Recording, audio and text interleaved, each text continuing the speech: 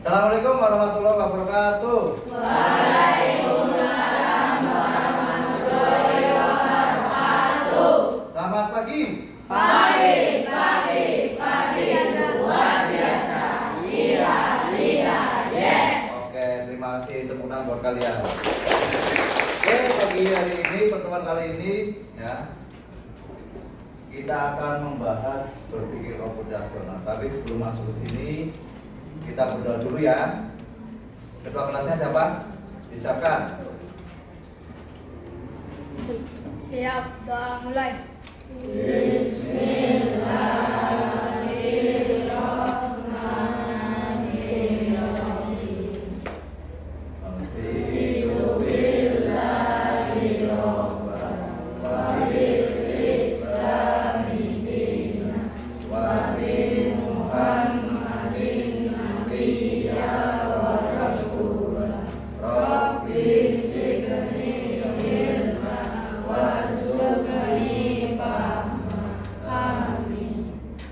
Salam. Assalamualaikum warahmatullahi wabarakatuh. Waalaikumsalam warahmatullahi wabarakatuh. Oke, pertemuan kali ini yang nggak masuk siapa? Siapa? Rafael. Rafael. Kenapa Rafael? Apa? Terus berikutnya? Rafael ya. Yang lain berarti siap ya? Sudah semua ya? Oke, kali ini kita akan membahas berpikir komputasional. Apa? Kelihatan ya dari belakang ya? Suara saya kedengeran belakang nggak, Mas? Ya, pojok sana kedengeran? Kedengeran ya? Oke. Berpikir komputasional, memecah masalah, menyusun solusi. Artinya apa? Kalian mesti punya ada yang nggak punya masalah? Yang nggak punya masalah itu Pak. Mesti setiap manusia punya masalah. Baik itu masalah pribadi, masalah dengan teman, masalah dengan orang tua, atau apapun lah, mesti kalian punya masalah. Tapi bagaimana kita bisa menyusun solusi untuk memecahkan masalah tersebut? Tujuan kali ini yang pertama, peserta didik mampu menjelaskan apa itu dekomposisi. Tadi peserta didik mampu menjelaskan konsep dekomposisi. Dekomposisi apa? Nanti Pak Jon akan jelaskan. Dan tujuan yang kedua, peserta didik mampu menjelaskan konsep algoritma. Algoritma seperti apa? Nanti juga kita akan belajar bareng-bareng. Yang ketiga adalah peserta didik mampu melakukan dekomposisi dan menyusun algoritma sederhana untuk masalah sehari-hari. Ada berapa tujuan? 3. Kalian akan mengerti dekomposisi, akan mengerti algoritma, dan menerapkan algoritma dan dekomposisi dalam kehidupan sehari-hari. Oke. Kita lanjut. Nah. Yang pertama, halo. Halo. Halo. Nih perhatian. Pernahkah kalian punya tugas yang telah terasa sangat besar? Tugas apa? Cuci piring? Matematika, terus cuci baju, nyetrika baju. Nah, pernah punya ya? Ada yang nggak punya tadi, nggak punya masalah, mesti punya masalah. Dan mungkin masalah itu bagi kalian, bagi sebagian besar orang itu menjadi masalah yang besar. Yang kedua, bagaimana kalian menyelesaikannya? Contoh, misalnya tadi cuci baju, nyetrika, tugas matematika. Cara menyelesaikannya bagaimana? Apakah langsung dikerjakan semua atau ada caranya? Langsung dikerjakan semua? Apa ada caranya? Ada caranya. Jadi kita analisis dulu, kita lihat dulu permasalahannya apa. Kalau langsung dikerjakan tanpa melihat, Ya karena akan bingung, tidak akan selesai. Yang ada malah kalian stres, bingung nggak selesai-selesai. Yang ketiga, hari ini kita akan belajar cara berpikir cerdas untuk mengatasi masalah tersebut. Kita berpikir cerdas karena manusia diciptakan oleh Allah adalah makhluk yang paling sempurna karena punya akal pikiran. Jadi punya cara berpikir bagaimana bisa menyelesaikan masalah-masalah tersebut. Apa itu berpikir komputasional? Ya. Apa itu berpikir komputasional? Bukan cuma tentang komputer. Jadi jangan anggapan kalian kalau berpikir komputasional ya kaitannya dengan komputer, tidak. Yang kedua, ini adalah cara berpikir sistematis dan logis untuk memecahkan masalah. Jadi seperti hanya komputer kan sistematis. Kita ngetik apa ada caranya. Contoh HP lah, handphone kan ada caranya kan? Gak mungkin kan langsung kalian ketika main game atau ketika ber-WA kan ada caranya, gak mungkin HP mati bisa dikerjakan enggak? Kan harus dinyalain dulu, disetting dulu, bagaimana, paham ya? Kemudian membuat kita jadi pemecah masalah yang lebih baik di kehidupan sehari-hari. Jadi kita ketika HP-nya error juga kan ada masalahnya. Ada caranya. Nah, bisa tanya ke temennya atau tanya ke Google atau ke referensi lainnya. Perhatikan ini. Apa itu? Kue apa? Ulang tahun. Pernah ulang tahun? Pernah dikasih kue? Pernah makan kue ulang tahun? Rasanya gimana? Enak. Ada yang suka, ada yang. Perhatikan. Gambar sebelah kiri, gambar sebelah kanan. Bedanya apa? Ukuran. Satunya sudah dipotong, satunya masih utuh. Kira-kira menurut kalian mana yang lebih enak dimakan, lebih mudah dimakan? Sebelah kiri apa sebelah kanan? Sebelah kanan ya, karena sudah potong. Coba kalau sebelah kiri, kira-kira kue ulang tahun utuh, kamu bisa makan nggak? Bisa. Susah kan? Yang ada malah mungkin muka kamu langsung belepotan kue ulang tahun. Soalnya kan harus siapa? Dipotong-potong biar lebih mudah. Paham ya? Kalau kuenya utuh kan susah kan? Mau makan bagaimana? Kita harus punya caranya, dipotong-potong, kasihkan ke teman satu, teman dua, dan seterusnya, sehingga lebih mudah dimakan. Nah, konsep pertama dekomposisi. Dekomposisi sama dengan adalah memecah masalah. Bayangkan kalian mau makan kue tar besar, apakah langsung dimakan semua? Tentu tidak. Kalian akan memotongnya kecil-kecil, betul nggak? Itulah namanya dekomposisi. Maka dekomposisi adalah proses memecah masalah besar menjadi bagian-bagian yang lebih sederhana dan lebih mudah dikelola. Jadi seperti tadi gambar tadi, kue ulang tahun kalau ukurannya besar, ya udah mungkin kita langsung makan, tapi harus dipotong-potong. Ketika kalian punya masalah juga sama. Masalah besar, kalau kita nggak dipotong dipecahkan ke masalah-masalah kecil susah.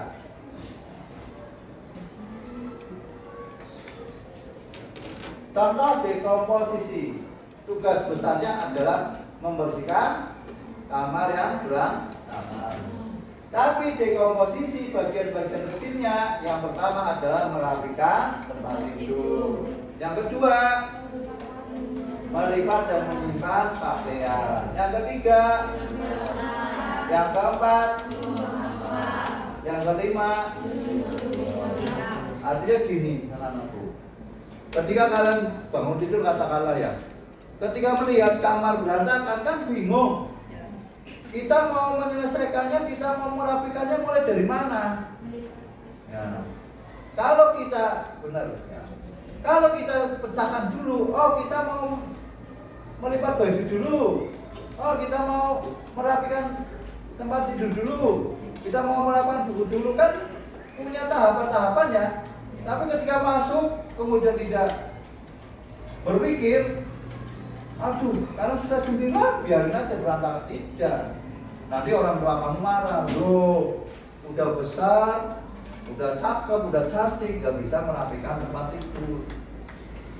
Nah, mungkin tadi malam kalian habis belajar ya, habis mengerjain tugas, kemudian bukunya berantakan, pandangnya berantakan. Ya setelah bangun tidur kamu rapikan dulu. Yang rapi mana dulu? Nah ini. Mana yang lebih mudah dikerjakan, tugas besar atau bagian-bagian kecilnya? Ya bagian-bagian kecil. Kalau membersihkan kamar berantakan kita nggak ngerti konsepnya mau apa, ya kan? Kita mau dari mana? Yang ada kita malah pikiran, nggak selesai-selesai. Tapi ketika kita pesan dulu, oh merapikan tempat tidur dulu, oh melipat penyimpan baju, mungkin karena kalian habis mandi atau habis main barber kan, main lempar, ya dirapikan dulu. Kemudian membuang, menyapu lantai, membuang sampah, merapikan, menyusun buku tiram. Nih, mari mencoba dekomposisi. Diskusi singkat ya. Tugas mempersiapkan diri ke sekolah pagi hari. Sebutkan bagian-bagian kecil apa saja yang harus kalian lakukan dari bangun tidur sampai siap berangkat ke sekolahan. Minta beberapa siswa untuk menjawab, tuliskan poin-poin itu di komputer. Paham nggak?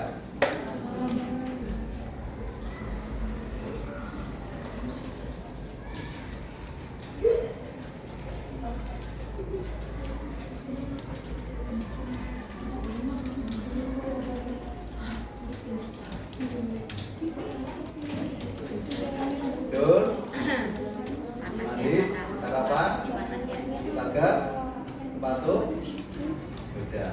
Oke, bagus ya, masukan buat kalian. Ya. Intinya sama semua ya. Jadi kita harus usaha dulu, kita harus ngerti apa sih yang akan kita lakukan dari bangun tidur sampai berangkat ke sekolahan. Berikutnya adalah konsep yang kedua adalah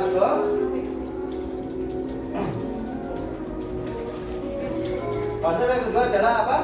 Algoritma. Perhatikan, algoritma itu sama dengan urutan langkah.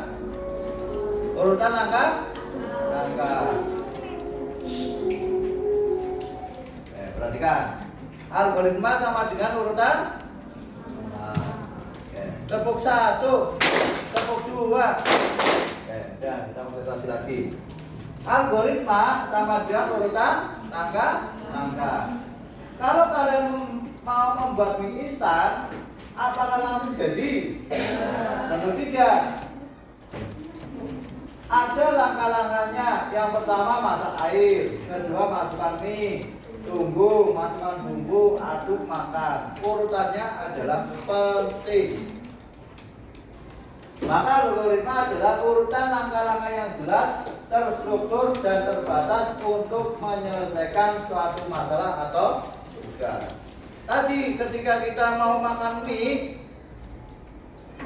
kan ada urutannya sampai mie itu siap untuk kita makan. Gak mungkin kan mie ujung-ujung tiba-tiba jadi, mungkin nggak? Gak mungkin. Ketika masak pun harus ada urutan yang jelas, urutan yang terurut. Langkah 1, langkah 2, langkah 3 dan seterusnya. Makanya algoritma adalah urutan langkah-langkah yang jelas, terstruktur dan terbatas untuk menyelesaikan suatu masalah atau tugas. Ciri-ciri algoritma yang baik, yang pertama apa? Jelas. Setiap langkah tidak membingungkan, jelas. Tadi langkah-langkah membuat mie ayam jelas gak? Mie rebus jelas gak? Makanya setiap langkah tidak membingungkan, jelas itu. Yang kedua, terurut. Ada langkah 1, 2, 3 dan seterusnya. Tadi kan langkah-langkah membuat mie urut kan? Urut kan? Gak mungkin terbalik kan? Makan dulu, merebus air, kemudian bumbunya ditelan. Gak mungkin kan? Gak mungkin.